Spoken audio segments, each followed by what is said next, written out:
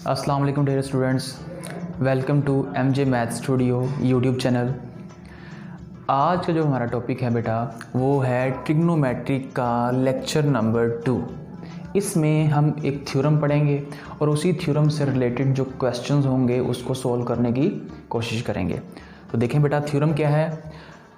Prove that theta is equal to L over R। ये हमने prove करना है कि थीटा किसके इक्वल होता है, L ओवर R के इक्वल होता है। Where R is the radius of the circle, L is the length of the arc and theta is the circular measure of central angle. Prove क्या है, let's suppose ये हमारे पास एक circle है, ठीक है जी। ये इसका सेंटर है, सेंटर से लेकर इस बाउंड्री तक का फासला ये हमारे पास इसका रेडियस है और ये भी इसका रेडियस है। और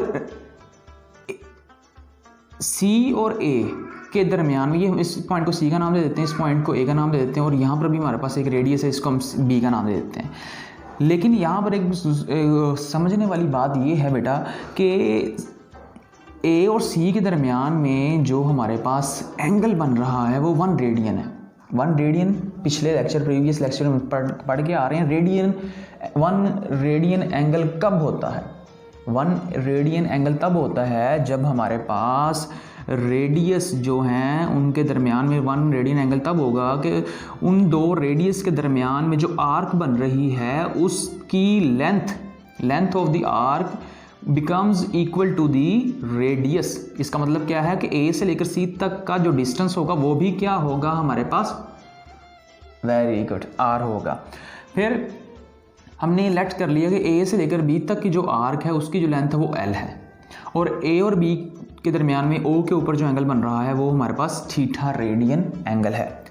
late there be a circle with centre O। हमारे पास एक सर्कल है जिसका सेंटर O है एंड रेडियस R, और उसका जो रेडियस है वो हमारे पास R है। Suppose the length of the arc AB, A से लेकर B तक की जो आर्क है बेटा उसकी लेंथ हमारे पास L है, and the central angle between measurement angle AOB, AOB के दरमियान में जो एंगल बन रहा है O के ऊपर वो हमारे पास थीटा है, थीटा रेडियन।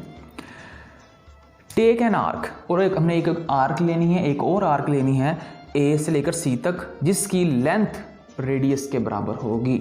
मतलब हमने ये A से लेकर C तक आर्क ली जिसकी लेंथ क्या है, R के बराबर, यानी रेडियस के बराबर है। इसका मतलब क्या है, अगर इस लेंथ, ये जो आर्क है इसकी लेंथ R है तो AOC के ऊपर जो एंगल बन रहा होगा वो हमारे पास क्या होगा, मेजरमेंट एंगल AOC बेटा वो हमारे पास 1 रेडियन होगा। क्या होगा, 1 रेडियन हमारे पास इसका एंगल होगा O के ऊपर AOC का। बाय डेफिनेशन, ये देखें, by definition measurement angle AOC हमारे पास क्या होगा, 1 रेडियन होगा। We know that from elementary geometry, हम एलिमेंट्री ज्योमेट्री में पढ़ के आए हैं, सीखा है हमने, measure of central angle of the arcs of a circle are proportional to the length of the their arcs.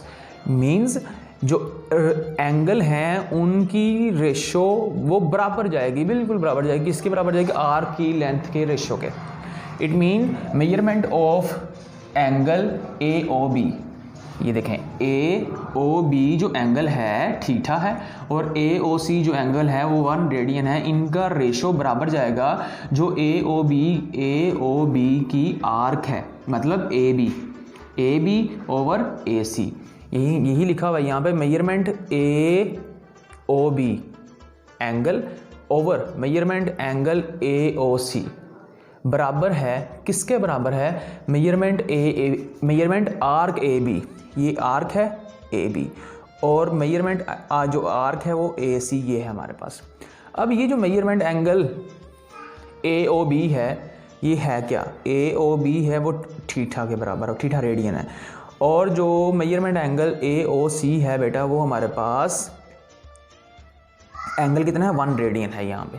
1 radian आ गया, is equal to A B जो आर का उसकी लेंथ कितनी है, ए बी आर की लेंथ हमने L बोली हुई है और ए सी की लेंथ हमने आर कहा होगा है। यहाँ पे एल ओवर आर आ गया हमारे पास, ये थीटा ओवर 1 आएगा तो इसको theta is equal to L over R लिख सकते हैं। तो ये था हमारा थ्योरम कि जो उसने बोला हुआ था कि L theta is equal to L over R, ये प्रूव करें।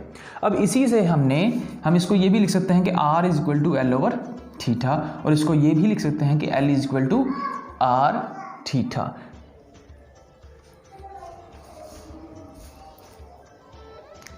नेक्स्ट बेटा जो हमने थ्योरम प्रूव किया उसी से हमने जो हमारे पास थीटा की वैल्यू है एल ओवर आर, और इसी से ही हमने आर की वैल्यू निकाली एल ओवर थीटा, और थीटा की एल की value is equal to R theta. ये तीनों वैल्यूज़ मैंने यहाँ पे अलग से सेपरेट करके लिख दी ताकि आप इसको अच्छे तरीके से रिमाइंड कर सकें। अच्छा बेटा, अब हमने कुछ एग्जांपल्स करनी हैं ताकि उन एग्जांपल से हम ये जो तीनों चीज़ें ये है तो एक ही चीज़, लेकिन एक ही चीज़ से हमने तीनों चीज़ें फाइंड आउट की हुई हैं, इन चीज़ों को प्रूव कर सकें हम। सबसे पहले हमारे पास क्या है, फाइंड थीटा। आपने थीटा मालूम करना है अगर हमें एल और आर की वैल्यू दी जाए। एल है हमारे पास 1.5 सेंटीमीटर और आर की वैल्यू हमारे पास 2.5 सेंटीमीटर है। बेटा ये हमने थीटा फाइंड आउट करना है तो थीटा का फार्मूला ये वाला लगाएंगे, theta is equal to L over R, theta is equal to 1.5। देखें यहाँ पे L की वैल्यू क्या है 1.5 और R की वैल्यू क्या है 2.5। 1.5 को 2.5 पे डिवाइड करेंगे तो हमें थीटा की वैल्यू मिल जाएगी जो कि क्या है 0.6 रेडियन होगा। रेडियन साथ इसलिए लिखा क्योंकि थीटा का जो यूनिट होता है बेटा वो हमारे पास रेडियन होता है। फिर दूसरी एग्जांपल में आए, दूसरी एग्जांपल में क्या कह रहा है, फाइंड आर फाइंड करना है when theta is equal to 1/2 radian और L is equal to 5 centimetre. तो बेटा हमें ये फार्मूला याद है, पता है, since R is equal to L over theta. ये कहाँ से लिया, यहाँ से, R is equal to L over theta. L की वैल्यू मेरे पास 5 है और थीटा की वैल्यू 1/2 है। ये 2 इधर डिवाइड हो रहा है, ऊपर जाकर मल्टीप्लाई हो जाएगा 5 से, तो ये 10 इसकी वैल्यू आ जाएगी। इट मीन रेडियस हमारे पास कितना है 10 सेंटीमीटर। सेंटीमीटर इसलिए लिखा, रेडियस का यूनिट सेंटीमीटर होता है इसलिए साथ में सेंटीमीटर लिखा हमने। फिर हमारे पास है find L when R is equal to 6 centimetre and theta is equal to pi radian. अब एल मालूम करना है और एल के लिए हमारे पास जो फार्मूला है वो है L is equal to R theta. L is equal to R theta हमारे पास ये लिखा है यहाँ पे फार्मूला। आर की वैल्यू हमारे पास 6 गिवन है और पाई की वैल्यू थीटा की वैल्यू हमारे पास यहाँ पे पाई है। पाई हमने पढ़ा हुआ है पहले, पाई की वैल्यू क्या है, पाई होता है हमारे पास 3.1416। तो यहाँ पे वैल्यू पुट कर दी हमने, पाई की वैल्यू और 6 को 3.1416 से मल्टीप्लाई करवाया तो हमारे पास एल की वैल्यू 18.8496 सेंटीमीटर आ गई। आई होप आज का जो लेक्चर था आपको समझ आई होगी। Thank you for watching this lecture.